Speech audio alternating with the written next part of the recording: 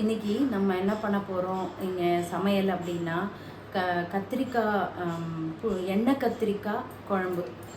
எண்ணெய் கத்திரிக்காய் குழம்பும் அதுக்கு தொட்டுக்க பீட்ரூட்டில் ஒரு பச்சடி. இது வந்து நான் வந்து ஹெல்த்தியாக மட்டும்தான் பண்ணணும் அப்படின்னு நான் நினச்சி பண்ணுறதுனால சிலதெல்லாம் வந்து உங்களுக்கு காம்பினேஷன் கரெக்டாக இல்லாமல் இருக்கலாம். பட் அதுக்கு அந்த எண்ணெய் கத்திரிக்காய் குழம்புக்கு சுட்டாப்பழம் அது பண்ணிக்க போகிறோம். இந்த பீட்ரூட் பச்சடியும் செட் ஆகும். இது வந்து கொஞ்சம் காரமாக புளிப்பாக இருக்கும் இல்லையா, அதனால் இந்த பச்சடி வந்து நல்லா அதுக்கு செட் ஆகும். இது என்னோடய ஸ்டைலில் நான் பண்ணுறேன். பாரம்பரிய முறை பிரகாரம் பண்ணுறேன்னா அப்படின்னா அது எனக்கு தெரியல. ஆனால் நான் வந்து சில டிஃப்ரென்ஸ் எல்லாம் நான் பண்ணி அதில் நான் இன்க்ளூட் பண்ணுவேன். ஸோ அந்த எண்ணெய் கத்திரிக்காய் குழம்பும் பீட்ரூட் பச்சடியும் ஆக்சுவலி சொல்லும் போதே அந்த எண்ணெய் கத்திரிக்காய் குழம்புன்னு சொல்லும் போதே எனக்கு ரொம்ப டெம்டிங்காக இருக்குது. அது நீங்கள் எப்படி இருக்குன்னு பார்த்துட்டு நீங்கள் எனக்கு கமெண்ட்ஸில் சொல்லுங்கள். உங்களுக்கு என்னோடய சேனல் என்னோடய சமையல் பிடிச்சிருந்தா ஷேர் பண்ணுங்கள், லைக் பண்ணுங்கள், சப்ஸ்கிரைப் பண்ணுங்கள்.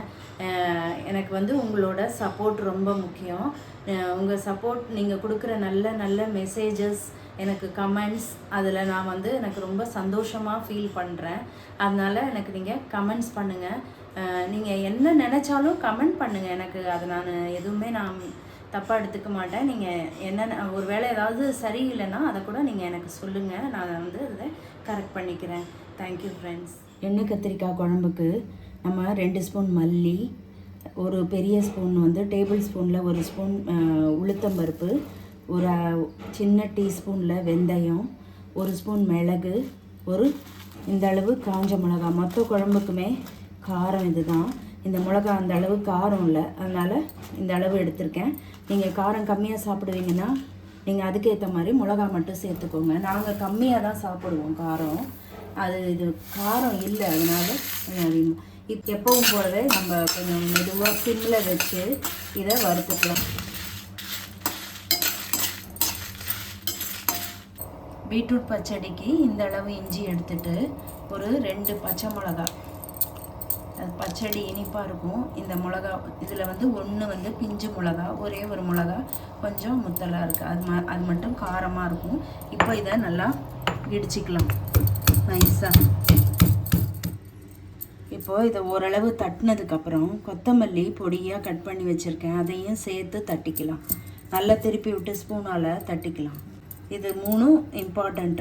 அது போட்டால் தான் நல்லாயிருக்கும்.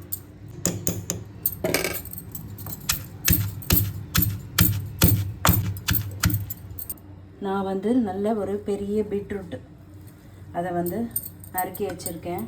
இது வந்து இந்த பச்சடியெல்லாம் நம்ம நிறையாவே சாப்பிட்லாம்.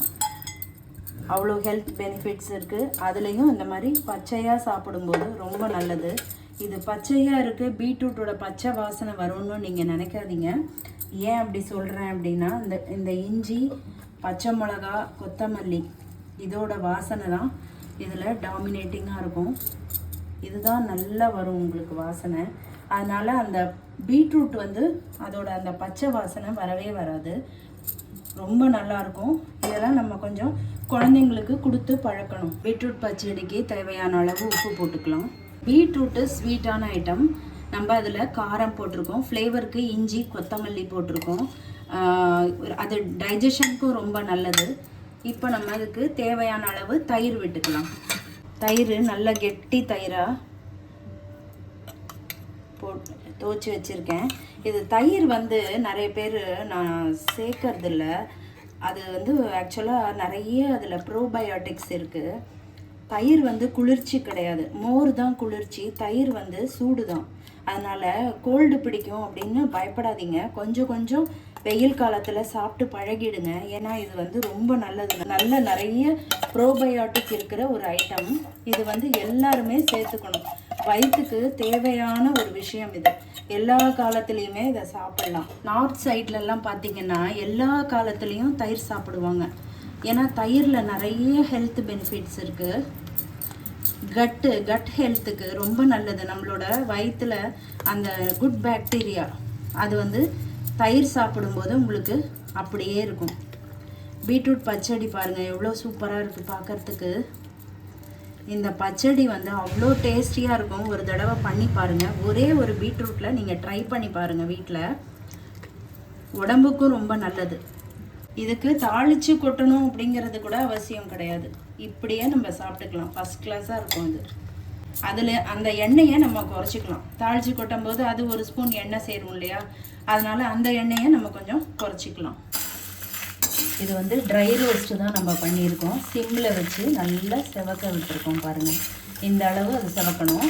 ட்ரை ரோஸ்ட்டு, ஏன்னா எண்ணெய் கத்திரிக்காய் இல்லையா, கொஞ்சம் எண்ணெய் கத்திரிக்காய்க்கு எண்ணெய் சேர்க்குற மாதிரி தானே இருக்கும். அதனால் முடிஞ்ச அளவு மற்றதுலலாம் எண்ணெயை குறைச்சிக்கலாம். இந்த வறுத்துருக்கோம் இல்லையா ட்ரையாக, இதை வந்து நம்ம மிக்சியில் போட்டு நல்லா ரோஸ்ட் பண்ணி நல்லா அரைச்சிக்கலாம், நைஸாக அரைச்சிக்கலாம். பச்சடிக்கு சொல்ல மறந்துட்டேன், நீங்கள் வந்து தயிர் ரொம்ப புளிக்கக்கூடாது, லைட்டாக புளிப்பு. அதாவது ராத்திரி நம்ம படுக்கும்போது ஊற்றி காலையில் யூஸ் பண்ணலாம், இல்லை காலையில் ஊற்றி மத்தியானமாக நம்ம அதை செஞ்சுக்கலாம். லேசான புளிப்பு இருந்தால் தான் இது நல்லாயிருக்கும், ரொம்ப புளிக்கக்கூடாது. எண்ணெய் கத்திரிக்காய் குழம்புக்கு இங்கே பாருங்கள், இந்த அளவு நல்ல ஒரு பெரிய நெல்லிக்காய் சைஸு புளி எடுத்து ஊற வச்சுருக்கேன். இது ஊறட்டும். இதுக்குள்ளே நம்ம கத்திரிக்காவை கட் பண்ணிக்கலாம். இங்கே பாருங்கள், இந்த மாதிரி கத்திரிக்காய் சின்னதாக முடிஞ்ச அளவு சின்ன கத்திரிக்காய் கிடச்சா அது வாங்கிக்கோங்க, ரொம்ப நல்லாயிருக்கும் குழம்புக்கு. கத்திரிக்காயெலாம் இந்த மாதிரி காம்பை இந்த அளவு கட் பண்ணி வச்சுக்கலாம். இது நல்ல கத்திரிக்காவாக கிடச்சிது. இந்த மாதிரி கிடச்சா நீங்கள் கண்டிப்பாக மிஸ் பண்ணாமல் வாங்கி இதை பண்ணி பாருங்கள். இங்கே பாருங்கள், இந்த மாதிரி காம்பை வந்து இந்த அளவு கட் பண்ணிக்கலாம். இப்போது இந்த அளவு இதுக்கு நான் உப்பு போட மறந்துட்டேன். மெயின் வந்து உப்பு, அதை சேர்த்துக்கலாம். ஏன்னா கத்திரிக்காயில் உப்பு காரம் எல்லாம் இறங்கணும் இல்லையா, அதுக்காக இந்த அளவு உப்பு சேர்த்துக்கலாம். குழம்புக்கு அதை ஏற்ற மாதிரி ஞாபகம் வச்சு போட்டுக்கலாம். இதை வந்து உப்பு சேர்த்து ஒரே ஒரு ரவுண்டு நான் வந்து உங்களுக்கு அரைச்சிட்டு காமிக்கிறேன். எப்படி கட் பண்ணணுன்னு காமிக்கிறேன். கத்திரிக்காவை இங்கே பாருங்கள், இந்த பக்கமாக இந்த மாதிரி கட் பண்ணிக்கணும். கட் பண்ணி நம்ம தண்ணியில் போட வேண்டாம், உடனே வந்து நம்ம இந்த ஸ்டஃப்பு பண்ணிக்கலாம். இந்த மாதிரி கத்திரிக்காய்க்குள்ளே இங்கே பாருங்கள், இந்த மாதிரி நம்ம முடிஞ்ச கொஞ்சம் உள்ளே அந்த மசாலா போகணும், அவ்வளோதான். இப்படி நம்ம எல்லா கத்திரிக்காய்க்கும் கட் பண்ணி ஸ்டஃப் பண்ணிக்கலாம். இது ஒண்டி தான் இதில் கொஞ்சம் நமக்கு வேலை, மற்ற எதுவுமே இதில் வேலை கிடையாது. ரொம்ப ஈஸி தான் பண்ணுறது, ரொம்ப ஈஸி. டிஃப்ரெண்ட்டாக நம்ம வீட்டிலையே வந்து குழந்தைங்களுக்கு எல்லாமே பண்ணி கொடுத்துடலாம். நம்ம வெளியிலையே சாப்பிடக்கூடாதுங்க. நம்ம முடிஞ்ச அளவு வீட்டிலையே நம்ம நல்ல நல்ல ஃபுட்டெல்லாம் பண்ணி குழந்தைங்களுக்கு கொடுத்தா அவங்களுக்கும் வந்து உடம்புக்கு ஆரோக்கியம். வெளியில் சாப்பிட்றதையே நம்ம வந்து நிறுத்திடணும். ஆக்சுவலாக நம்ம எங்கேயாவது வெளியூர் போகும்போது வேறு வழி கிடையாது அப்படின்னா மட்டும் நம்ம சாப்பிட்டுக்கலாம். வெளியில் சாப்பிட்றதுனால நிறைய ப்ராப்ளம்ஸ் வருது, ஹெல்த் ப்ராப்ளம்ஸு. அது நமக்கு அப்போ தெரியாது, நல்லா இருக்கிற மாதிரி இருக்கும் டேஸ்ட்டு. ஆனால் வந்து நமக்கு இன் ஃப்யூச்சரில் நமக்கு நிறைய ஹெல்த் இஷ்யூஸ் வருது. அதுதான் நான் வந்து நிறைய எனக்கு எக்ஸ்பீரியன்ஸ் ஆனதுனால சொல்கிறேன் நான். அதனால் நீங்கள்லாம் வந்து யாராக இருந்தாலுமே வியூவர்ஸ், நீங்கள் வந்து தயவுசெய்து வெளியில் வாங்கி கொடுத்து குழந்தைங்களுக்கு பழக்காதீங்க. எல்லாமே நம்ம வீட்டிலையே பண்ணலாம், சூப்பராக பண்ணி கொடுக்கலாம். நல்ல ப்ராடக்ட்ஸாக வெளியில் வாங்கிக்கோங்க. ஆர்கானிக் ப்ராடக்ட்ஸு முடிஞ்ச அளவு வாங்கிக்கோங்க. வாங்கி நம்ம வீட்டிலையே வந்து பண்ணி கொடுக்கலாம் எல்லாமே. இந்த கத்திரிக்காயெலாம் இப்படி பண்ணி கொடுத்தீங்கன்னா கத்திரிக்காய் சாப்பிடாத குழந்தை கூட சாப்பிடும். அதே மாதிரி பார்த்திங்கன்னா வெளியில் சாப்பிடும்போது நமக்கு நிறைய அசிடிட்டி ப்ராப்ளம், நீங்கள் சாப்பிட்டதுக்கப்புறம் பார்த்தீங்கன்னா நோட்டீஸ் பண்ணிங்கன்னா தெரியும், நல்ல அசிடிட்டி ப்ராப்ளம் வரும், ஜீரணம் ஆகாது. சில சமயம் வந்து நம்மளுக்கு வயிறே வந்து கெட்டு போயிடும். பார்த்திங்கன்னா குழந்தைங்களுக்கெல்லாம் அவஸ்தைப்படுவாங்க.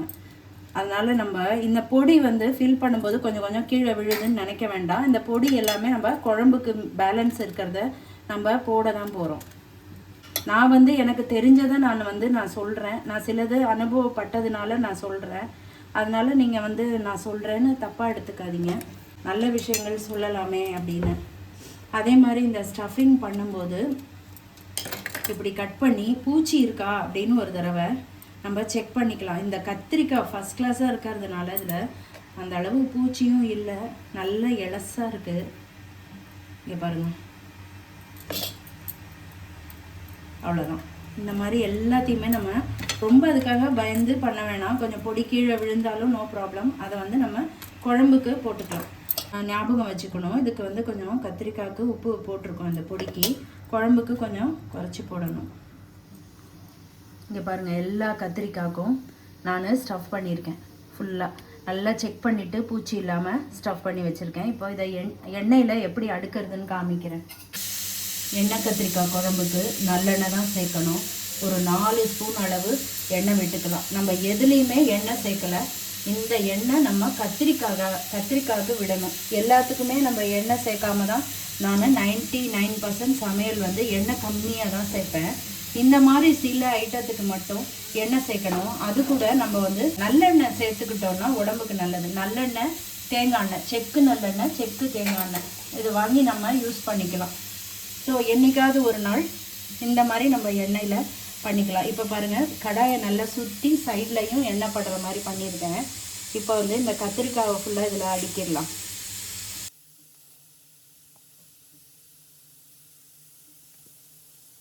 இது வந்து என்னோட ஸ்டைலில் நான் பண்ணுறேன் ஃப்ரெண்ட்ஸ். இதில் வந்து உங்களுக்கு ஏதாவது நீங்கள் அப்படி பண்ணுறீங்களே அப்படின்னு நீங்கள் தோணலாம். பட் இது வந்து நான் வந்து எனக்கு தெரிஞ்ச மாதிரி நான் பண்ணுறேன். நான் வந்து சமையல் நானாக கற்றுக்கிட்டது தான். எனக்கு வந்து எங்கள் அம்மா வந்து எனக்கு 7 வயசுலேயே இறந்து போயிட்டாங்க. அதனால் நான் வந்து எனக்கு யாரும் சமையல்லாம் கற்றுக் கொடுக்கல. நானாக வந்து ட்ரையல் அண்ட் எரர் பேசிஸ் அப்படி தான் நான் கற்றுக்கிட்டேன்.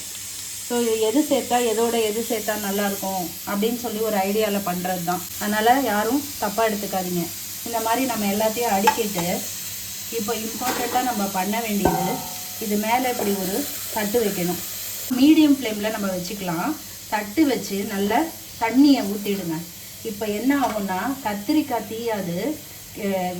வானலி வந்து கொஞ்சம் அடிக்கனமான வானலியே எடுத்துக்கோங்க. கத்திரிக்காய் தீயாமல் அந்த நல்லா வேகும். அதே சமயம் உங்களுக்கு முழுசாகவும் இருக்கும். தண்ணி ஊற்ற வேண்டாம் கத்திரிக்காயில், அது எண்ணெயிலே இருக்கட்டும். மேலே தண்ணி, இதோட ஆவி வந்து நமக்கு அந்த கத்திரிக்காய்க்கு போய் சூப்பராக வெந்திருக்கும். கொஞ்சம் நேரம் இது வேகட்டும். குழம்புக்கு என்ன ரெடி பண்ணலான்னு காமிக்கிறேன்.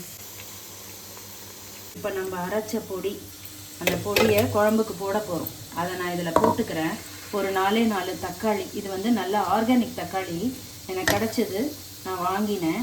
ஸோ அதை வந்து நான் வெந்நீரில் ஒரு தடவை லைட்டாக வாஷ் பண்ணிட்டேன். இதை வந்து நம்ம பேஸ்ட் ஆக்கிக்கலாம். நம்ம ஒரே ஒரு ஸ்பூன் நல்லெண்ணெய் ஊற்றிக்கலாம். தாளிச்சு போட்டேன். எண்ணெய் காஞ்சதும் இந்த அளவு பெருங்காயம் போட்டுக்கலாம். கட்டி பெருங்காயம் இருந்தால் போடுங்க, இல்லைன்னா நீங்கள் பொடி கூட போட்டுக்கலாம், ஒன்றும் ப்ராப்ளம் கிடையாது. கொஞ்சம் கடுகு, 2 வெந்தயம், நிறையா போட வேண்டாம், ஏன்னா நம்ம பொடியிலையும் வெந்தயம் போட்டிருக்கோம். அப்புறம் கொஞ்சமாக ஜீரகம். இந்த எண்ணெயிலேயே சிம்மில் வச்சுட்டு 1/2 ஸ்பூன் மஞ்சள் பொடி வந்து நான் உங்களுக்கு சொல்கிறேன் எதனால் நம்ம ஆயிலில் போடுறோன்னு. இது வந்து மஞ்சள் பொடியும் போட்டு இதை லைட்டாக ஒரு சுற்றிட்டு இந்த தக்காளி ஜூஸ் இருக்கு இல்லையா, இது இந்த எண்ணெயிலே போட்டுடலாம். நல்ல தக்காளி ஃப்ளேவரோடு இருக்கும். எண்ணெய் கத்திரிக்காய் குழம்புக்கு தக்காளி சேர்க்குறேன் அப்படின்னு கேட்காதீங்க ஃப்ரெண்ட்ஸ். இது வந்து தக்காளி சேர்த்தா ரொம்ப சூப்பராக இருக்கும். நான் இதை வந்து எக்ஸ்பெரிமெண்ட் பண்ணியிருக்கேன், அதனால சொல்கிறேன். புளி மட்டும் இல்லாமல் நம்ம தக்காளியும் சேர்த்துக்கலாம். கொஞ்சம் அப்படியே இந்த தக்காளி இந்த எண்ணெயிலேயே கொஞ்சம் கொதிக்கட்டும். பச்சை வாசனை லைட்டாக போகும். இந்த புளி ஃபுல்லாக நான் கரைச்சிருக்கேன். இந்த தக்காளி நல்லா கொஞ்சம் வெந்துட்டு நல்லா ட்ரை ஆகிடுது. இப்போ நம்ம இந்த புளி தண்ணியை மேலாக ஊற்றிக்கலாம். அடியில் இந்த ஏதாவது கசடு அந்த புளியோட ஓடெல்லாம் இருக்கும், மேலாக அப்படி ஊற்றிக்கலாம். நல்லா கொதிக்க விட்டுடலாம். குழம்புக்கு நம்ம தேவையான அளவு உப்பு போட்டுக்கலாம். குழம்புக்கு தேவையான அளவு கத்திரிக்காயில் உப்பு இருக்குது. போடலைன்னா கூட நம்ம அப்புறமா போட்டுக்கலாம். ஜாஸ்தி ஆகிட்டா ஒன்றும் பண்ண முடியாது. பொடி கத்திரிக்காயில் ஸ்டஃப் பண்ணி மீதி பொடி இருக்கு இல்லையா, அதையும் இதில் போட்டுக்கலாம்.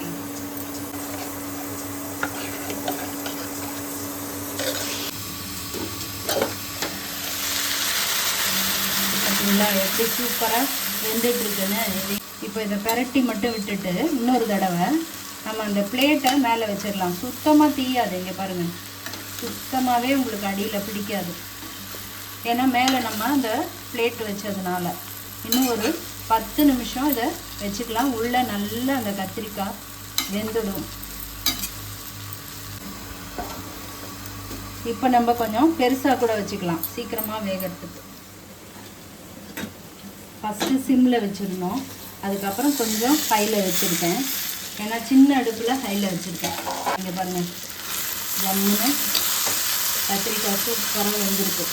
கத்திரிக்காய் எப்படி வெந்திருக்குன்னு பாருங்கள்.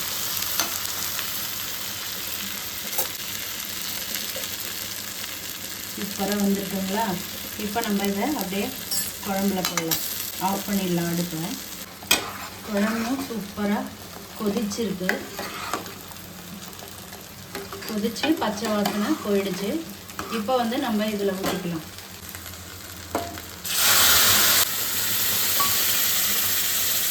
அடுப்பை சிம்மில் வச்சுக்கோங்க. நான் பை மிஸ்டேக் கொஞ்சம் கையில் வச்சுட்டு ஊற்றினேன். நீங்கள் சின்னதாக வச்சுக்கோங்க, மேலே தெரிக்குது. கத்திரிக்காவோட ஒரு 2 நிமிஷம் கொதிக்கட்டும். இந்த அளவு கருவேப்பிலை, இதுக்கு கொத்தமல்லி கிடையாது, கொத்தமல்லி போடக்கூடாது, கருவேப்பிலை மட்டும் போட்டுக்கலாம். சில பேர் தக்காளியே சேர்க்க மாட்டாங்க. நான் வந்து தக்காளி சேர்த்துருக்கேன். எனக்கு ஒரு டிஃப்ரெண்ட்டாக ஒரு டேஸ்ட்டு பண்ணி பார்க்கணும் அப்படின்ட்டு சேர்த்து பார்த்தேன். நல்லா இருந்தது, அதனால அப்படி செஞ்சேன். அப்புறம் இந்த சின்ன துண்டு வெல்லம், இது போட்டால் தான் இது ஃபினிஷே ஆகும். போட்டால் தான் டேஸ்ட்டு நல்லாயிருக்கும்.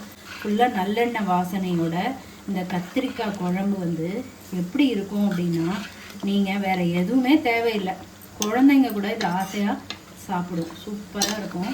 பண்ணி பாருங்கள். சின்ன கத்திரிக்காய் கிடச்சா இந்த மாதிரி பண்ணி பாருங்கள். இல்லை கடையிலேயே நீங்கள் பொடிசாக பொறுக்கி எடுத்துக்கலாம் சின்னதாக. ஃபஸ்ட் கிளாஸாக இருக்கும். குண்டு குண்டாக அப்படியே இருக்கும் கத்திரிக்காய் மேலே. எனக்கு அந்த தண்ணி வந்து கத்திரிக்காய் மேலே அந்த மூடி தண்ணி வைக்கிறது எனக்கு ஆக்சுவலாக தெரியாது. நான் கத்திரிக்காவை போட்டு சில சமயம் பெருசாக வச்சா தீஞ்சு போயிடும், சின்னதாக வச்சா குழஞ்சி போயிடும், அந்த மாதிரி ஆகிட்டு இருந்தது. எனக்கு ஆந்திராவில் நான் அங்கே இருந்தப்போ எனக்கு ஒரு அம்மா இருக்காங்க. எனக்கு அம்மா தான் அவங்க வந்து எனக்கு ரொம்ப நிறைய எனக்கு டிப்ஸ் எல்லாம் சொல்லி கொடுத்துருக்காங்க. அவங்க சொல்லி கொடுத்த டிப்ஸு ரொம்ப நான் அவங்களுக்கு தான் தேங்க் பண்ணணும். இந்த கத்திரிக்காவை இப்படி வச்சு அங்கெல்லாம் வந்து குர்த்தி வெங்காய கூரை அப்படின்னு சொல்லிட்டு வெந்தய பொடி போட்டு கத்திரிக்காய், வெந்தயம், இந்த மாதிரி மல்லி இதெல்லாம் வறுத்து பொடி போட்டு கத்திரிக்காய் பண்ணுவாங்க. ஆந்திராவில் கத்திரிக்காய் ரொம்ப நல்லாயிருக்கும். அது பண்ணும்போது எனக்கு அவங்க சொல்லி கொடுத்தாங்க, இந்த மாதிரி மூடி வச்சு மேலே தண்ணி ஊற்றி வச்சோன்னா அடியில் தீயாதுமா, உள்ளே நல்லா வெந்துடும் அப்படின்னு. அது ஒரு நல்ல சூப்பர் டிப்ஸ் எனக்கு அது கிடச்சிது. நான் அதிலேருந்து கத்திரிக்காய் எப்போ பண்ணாலும் இப்படி தான் பண்ணுவேன். பாருங்கள், நல்லா கொதித்து இந்த மாதிரி எண்ணெய் மேலாக வருது பாருங்கள், சூப்பராக. இந்த மாதிரி கொதித்து கொஞ்சம் நேரத்துலேயே அந்த எண்ணெய் எல்லாம் வந்துடும் வெளியில். நல்லாயிருக்கும் டேஸ்ட்டு. ஒரு கரண்டி குழம்புக்கு நல்லா நிறையவே சாதம் சாப்பிட்ருவோம். அது மாதிரி பார்த்து இந்த குழம்ப பண்ணி பாருங்கள். எனக்கு எப்படி இருக்குன்னு கமெண்ட்ஸில் சொல்லுங்கள். என்னோடய ஸ்டைல் எண்ணெய் கத்திரிக்காய் குழம்பு. இன்றைக்கி எங்கள் வீட்டு சமையல் இதுதான். எண்ணெய் கத்திரிக்காய் குழம்பு, பீட்ரூட் பச்சடி, சுட்ட அப்பளம். அது வந்து சாப்பிட்ற டயத்துக்கு சுட்டுக்கணும். ஏன்னா அது இப்போ சுடலை, சாப்பிட இன்னும் டைம் ஆகும். மணி 10:30 தான் ஆகுது. அதனால் அந்த டைமுக்கு நான் சுட்டுக்கலாம் அப்படின்ட்டு. இவ்வளோ தான் எங்கள் வீட்டில் இன்றைக்கி சமையல். Thank you friends.